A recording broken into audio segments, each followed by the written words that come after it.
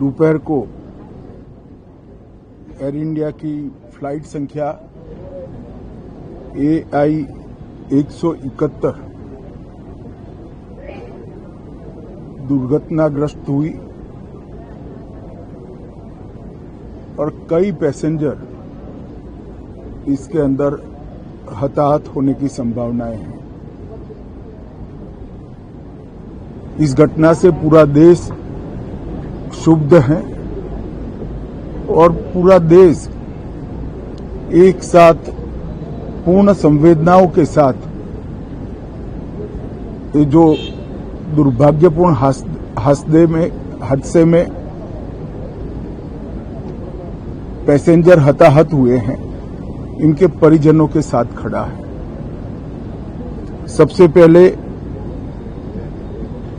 मैं भारत सरकार, गुजरात सरकार, भारत सरकार के प्रधानमंत्री जी और गुजरात सरकार की ओर से भी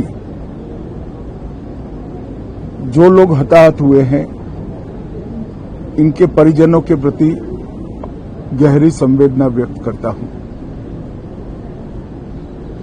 10 ही मिनटों में हादसे के भारत सरकार के पास सूचना पहुंची।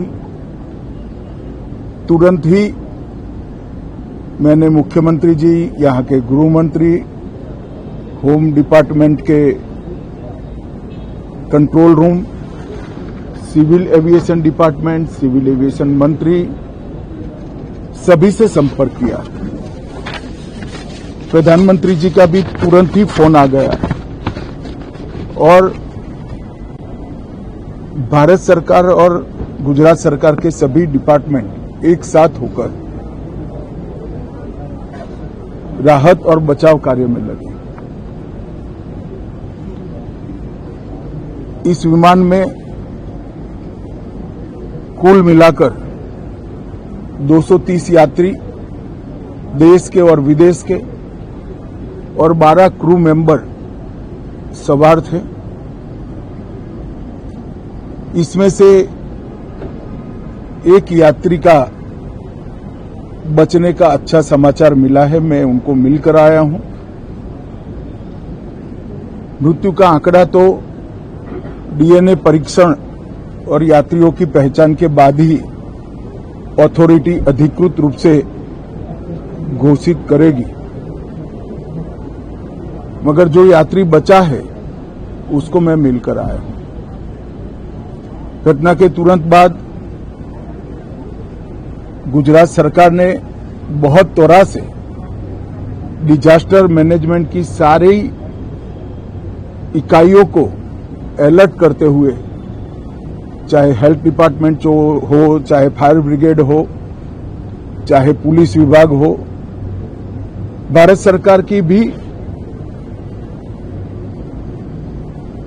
CAPF को संपर्क कर सभी ने एक साथ मिलकर राहत और बचाव का कार्य चालू किया। मगर 1.25 लाख लीटर ईंधन विमान के अंदर ही था और लगभग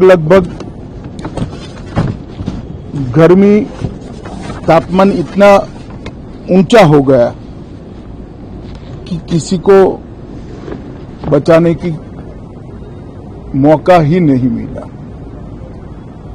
अब मैं घटना स्थान पर भी जाकर आया हूं। सारे यात्रियों के मृतदेह को बाहर निकालने का काम लगभग समाप्त हो चुका है।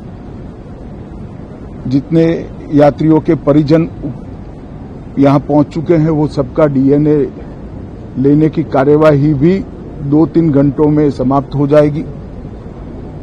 विदेश में जिनके परिजन हैं, उनको सूचना देने की कार्यवाही समाप्त हो चुकी है और जैसे ही पहुंचते हैं उनके भी DNA सैंपल लिए जाएंगे और मृतदेहों की पहचान के लिए जितने मृतदेह मिले हैं, इनके भी DNA सैंपल लेने की कार्यवाही समाप्त हो चुकी है।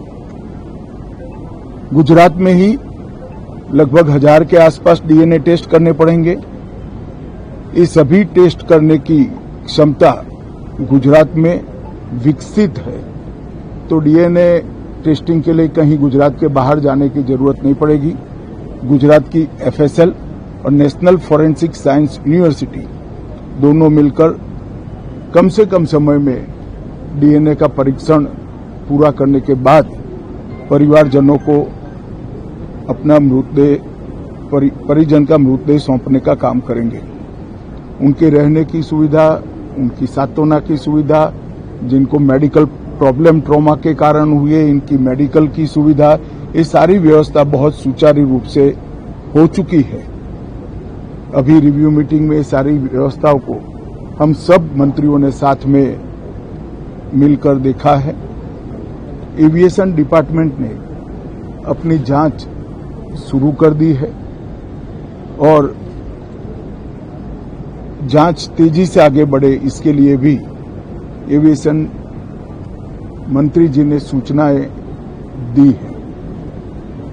मैं फिर से एक बार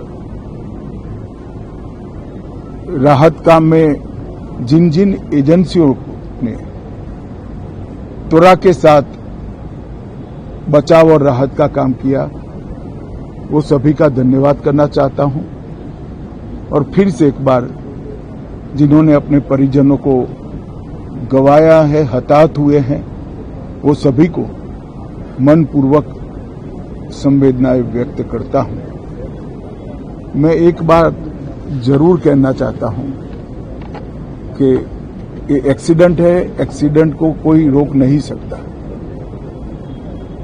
परंतु 365 दिन 24 घंटा इस तरह की घटना के लिए प्रशासन का जो अलर्टनेस है उसकी कसौटी उसी वक्त होती है जब ऐसी घटनाएं होती है। और आज गुजरात के डिजास्टर मैनेजमेंट की तैयारियों का एक प्रकार से दुर्भाग्यपूर्ण तरीके से मगर कसौटी हुआ और बहुत त्वरा के साथ यहां पर काम किया गया, वो पूरे देश के मीडिया के सामने और परिजनों के सामने भी आया है। अंत में मैं फिर से एक बार सम्माननीय प्रधानमंत्री नरेंद्र मोदी जी की ओर से, भारत सरकार और गुजरात सरकार की ओर से सभी हताहत लोगों के परिजनों के प्रति गहरी संवेदना व्यक्त करता हूं। धन्यवाद।